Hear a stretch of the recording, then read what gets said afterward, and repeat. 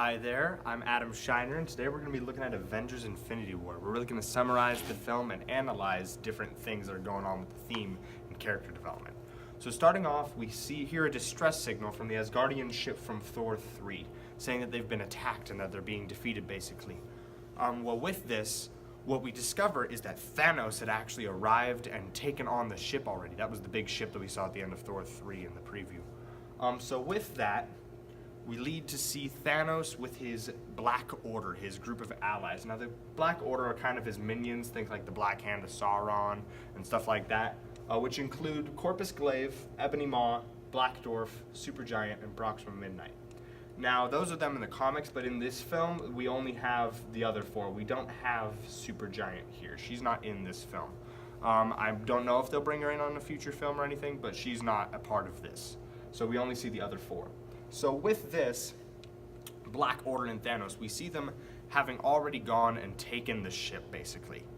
Now, in a last effort to defend the ship, Loki basically says to Thanos, "We have a Hulk," referencing the last Avenger, and Hulk and Thanos, right there, Hulk and Thanos have a little bit of a duo, a little fight against each other to see, kind of as a last defense, Hulk attacks him. However, Hulk is defeated by Thanos, which is a new thing we haven't really seen before, which leads to them ultimately losing this fight, which is a really weird, different, dark way to start the film as a defeat from the very beginning, including in this defeat that Loki, after giving him the second Infinity Stone that we see right here, gets killed by Thanos. And on top of that, Heimdall gets to luckily send Hulk with the power of the Bifrost down to Earth to warn everyone of Thanos' arrival, but in consequence gets also slain by Thanos, which is a very sad, dark way to start the film. It's very new. So with that, Loki dies, Heimdall dies, Hulk gets sent to Earth, and Thor is left to die on this ship after seeing his brother slain as they begin this movie with this powerful stance of Thanos with his allies all with him. And it kind of sets up at the beginning when you hear about him talking about sacrifice and everything, that the theme is really sacrifice. And I want you guys to do something really weird, which is unusual, but think of Thanos as the protagonist of the film. Thanos is on this mission, this quest, as the antagonist, but actually the protagonist, which is a weird conflict of both, because he's seen as the villain, but he acts like he is the hero, trying to save the world from itself by wiping out half of the population randomly with the power of all of the Infinity Stones, so that he can save the universe, so that we don't overuse our resources. Which is kind of a thing that you hear every once in a while from people today with the whole overuse of our resources and overpopulation of Earth, so it kind of brings a realistic effect into this fake world, which is really cool. But from that, we see Hulk get sent down to Earth and gets sent into the place with Doctor Strange, right into their little sanctuary that we've seen in New York. And we get this thing going through the film with Bruce and Hulk developing, which is that the Hulk doesn't want to come out when Bruce gets him, which is strange. But what I think it really is that the Hulk is afraid. Now, we haven't really seen the Hulk ever lose a battle. He's never legitimately lost. So this ultimate defeat that he had from Thanos at the beginning of the film, that was so detrimental and so overpowering, Hulk didn't even stand a chance against Thanos. That left him afraid. So Hulk isn't really gonna come back out and wake back up in this whole film because he's too afraid to fight Thanos, which is a very scary thought because Hulk has always been seen as the strongest person in the films. From that, Thanos sends those Black Order to go retrieve more Infinity Stones, which leads to Ebony Maw and the Black Dwarf showing up to try and get the Infinity Stone from Doctor Strange. Now, Iron Man does also show up and assist them in this cool lawn fight that we see, which is very fun to watch, to where Ebony Maw and Black Dwarf face off against Spider-Man and Iron Man and Hulk. Well, sadly not Hulk. He gets actually sent back out of there and kind of put off to the side because Hulk won't come. He won't show up, which is kind of disappointing, but it works. So Ebony Maw actually, in the end, was able to capture Doctor Strange So they bring him up on this. You can see the spaceship. They kind of follow him up to the spaceship, and Iron Man gives Spider-Man the iron spider suit that he can survive in the atmosphere. However, immediately after, activates parachute trying to send him home, but Spider-Man sneaks onto the ship without Iron Man knowing. So they're all up there in space, which kind of sets this one part because it kind of splits into 3 separate stories that semi-intertwine with each other as they're all fighting against sections and groups and Thanos. It's really cool. From this, we also see, we head back to the Guardians of the Galaxy, who are responding to some sort of distress call, which just so happens to be the distress call that the Asgardian ship sent out. So in this, we find that they run into Thor, which is really cool because nobody really wanted to see him die, and at the beginning it was uncertain. It was like, oh no, is Thor gonna die? But nope, he's good. So Thor runs into them, and we have this fun little interaction with Chris Pratt and Chris Hemsworth kind of having this little argument, and Star-Lord kind of trying to man up and show that he's as cool as Thor because everybody becomes kind of starstruck with him, because who wouldn't? So with that, Thor and begins to discuss with them about how Thanos wipes out half of his population, and in the end they eventually decide that Thor, Rocket, and Groot go down to Nidavellir, which is where Thor's hammer was originally crafted, to try and craft a new weapon for him to fight Thanos against, while the rest of the Guardians go to a place called Nowhere, which we've seen in previous films, to go to the Collector to try and get the Reality Stone before it's too late and before Thanos already gets it. So after we see that, it fades to a new place in New Zealand with, you can't really see it that well here, but that's Vision and Scarlet Witch. They're kind of off on the side, and we kind of see a romance between the two of them that built somewhat in Civil War that really has developed already by this film. And we see that the two of them are starstruck lovers, and they're in New Zealand, and they talk about, possibly living a life here, but, Vision has the other stone, so inevitably and eventually they get ambushed by Corpus, Glaive, and Proxima Midnight, the other 2 members of the Black Order that we haven't seen yet. So they're going there, and they fight against, but eventually they start overpowering them, until luckily Scarlet Witch and Vision are saved by none other than our Captain America. The music starts playing. It's a fun, glorious return for this new, darker look of Captain America. A lot more of a serious, intense tone than we've seen from any other Captain America, as well as any other film, which is really cool. So him, as well as Falcon and Black Widow, eventually take on them and are able to get them to go away. They don't win, but they win this battle. They're still alive, though, so we see some further interactions later. So from that, we head to Nowhere, as I was discussing before, to where the rest of the Guardians, Drax, Mantis, Gamora, and Peter Quill, aka Star-Lord, are all here kind of facing things on, trying to find the Collector.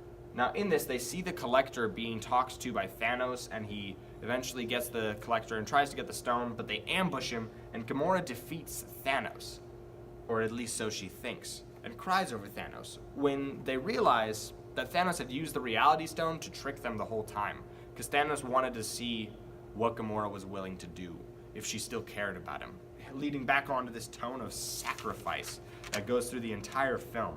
Thanos shows up and eventually defeats them, but sadly, Peter Quill tries to stop Thanos and is failing, and fails.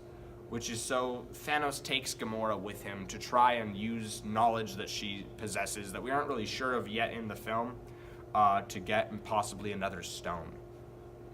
From that, just a little side note, we hear from back with Captain America and them talking about where people are. So we hear from them very briefly that both Ant-Man and Hawkeye are both in this under house arrest from Civil War. Because they were all locked in the jail so that they can be with their families. So we don't actually see them in the whole film, which is okay because I'm sure they'll show up in Infinity War Part 2. It kind of gives us a little space for them, which I will discuss more of in the next video. So then as they're discussing ideas on how to stop Thanos, Vision proposes that they actually just destroy the Mind Stone, which in fact would also destroy Vision because he's bound to it. But then Captain kind of tells him, hey, we don't trade lives, which yet again goes back to this theme of sacrifice. What are you willing to give up in order to win? Like, what is the real victory? Because who really wins in a war? It's more so who just lost less. So from that, they all discuss, and Bruce Banner proposed the idea of maybe separating the stone from Vision, like surgically, which they would need the technology for, which cues, they head to Wakanda, bringing in Black Panther, and who's been waiting there for them, who we haven't seen for a little while now, the Winter Soldier, aka Bucky. So with that, we get to see them there, which is always a fun thing, seeing the new people, and they head there to start maybe working towards getting Vision's stone out of his head. Now moving over, this is a bit of a horrid graphic picture to just toss in there. Doctor Strange, after being taken on Ebony Maw's ship and the Black Dwarf being left behind from who knows where, starts being tortured by Ebony Maw to try and get the time stone off of him, because the time stone, which you can't see, which is down here, is actually attached to him through a spell that he's basically cast as his little wizard to bind it to him so he can't get it taken off. So right now Ebony Maw is trying to torture him for it. In that, Iron Man and Spider-Man eventually ambush him and are able to defeat Ebony Maw and get him off of the ship. The three of them then think about ways to attack, and eventually Tony Stark convinces Doctor Strange that instead of running away and hiding the stone, they should confront Thanos on Titan, where he was set to meet with his Black Order members in order to stop him once and for all before he becomes too powerful. Now there's an important thing that's said, which is Doctor Strange basically tells him, hey, if I have to choose between you, the kid, or the Infinity Stone, I will leave both of you behind in a second, which is kind of brutal to say, but it's also necessary for future scenes, which we'll see in the future. From there, we head back to the ship with Gamora and Thanos, to where he takes her to where he's had Nebula captured.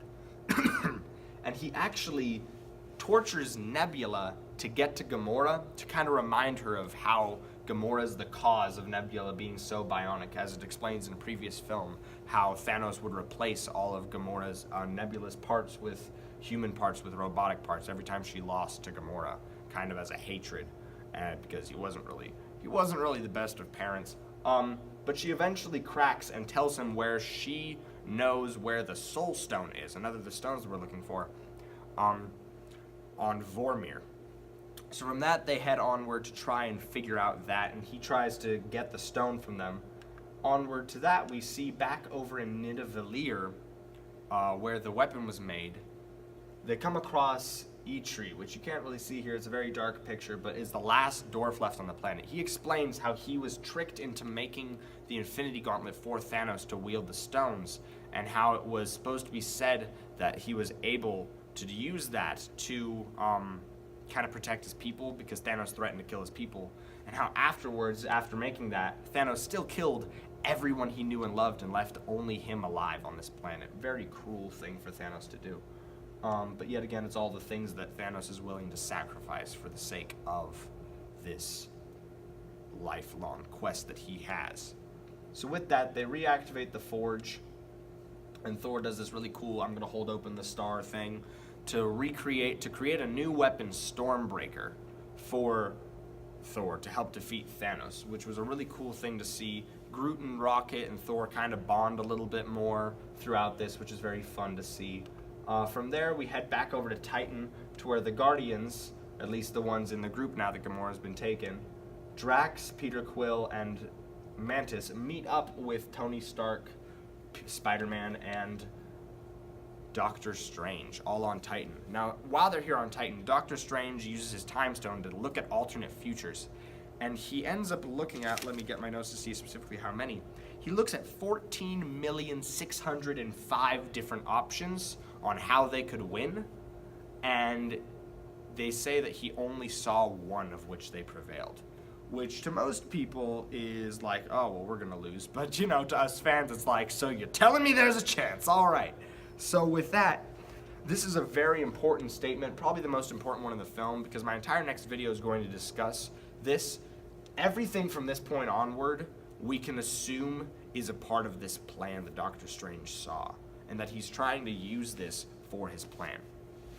So, moving on from there, you can't really see it, but that's Red Skull.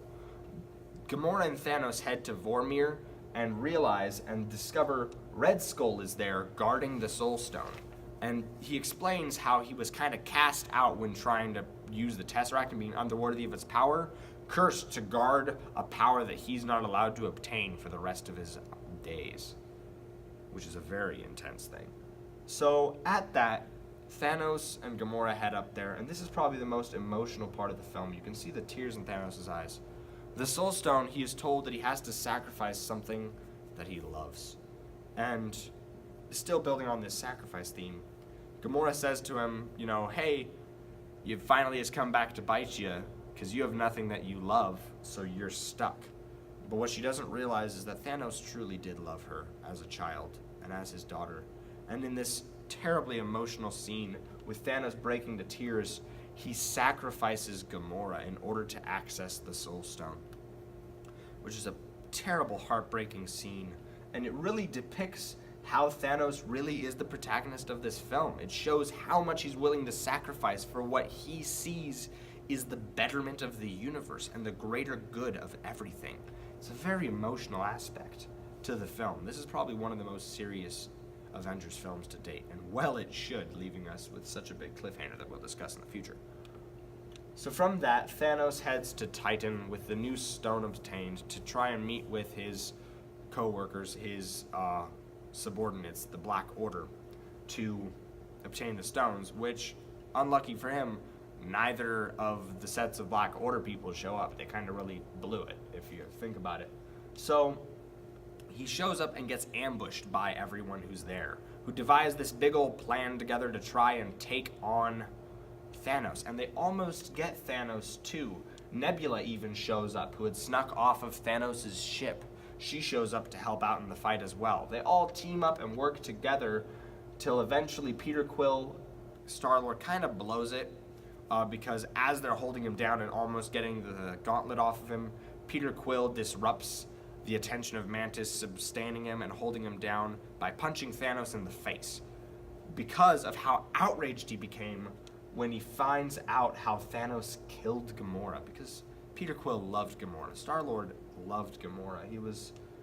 She was important to him. It was this whole love, sacrifice, anger vibe that they give off on the whole film that led him to do that. Now, some people might say that Star-Lord is to blame for everything happening in the future, but honestly, I don't think he really was. A lot of people say that, but everyone was kind of to blame. Everybody played their part in things happening how they did. Exactly according to Doctor Strange's plan is what I believe, but we'll discuss that next video. So we head back over to Wakanda, to where the Avengers kind of hold off their last final defense against Proxima, Midnight, and Black Dwarf and Corpus Glaive and everybody who shows up to take on the Avengers to try and get the Mind Stone again from Vision. So we see this really cool, dramatic, intense battle between all these aliens and all of our Avengers that we love. If you see there, that's the Hulkbuster Iron Man suit from way back in Avengers 2 that Bruce Banner actually hops into to kind of replace the lack of the Hulk. Very funny seeing him trying to work it. It's very fun. But throughout this battle, Thor finally shows up with Groot and Rocket in this amazing, epic scene. It's very fun to watch them, which makes me believe that possibly the weapon holds the power of the Bifrost, which could be really cool. Could lead to some good aspects in the future. Maybe Thor is just able to teleport from place to place now using the weapon. That could be fun.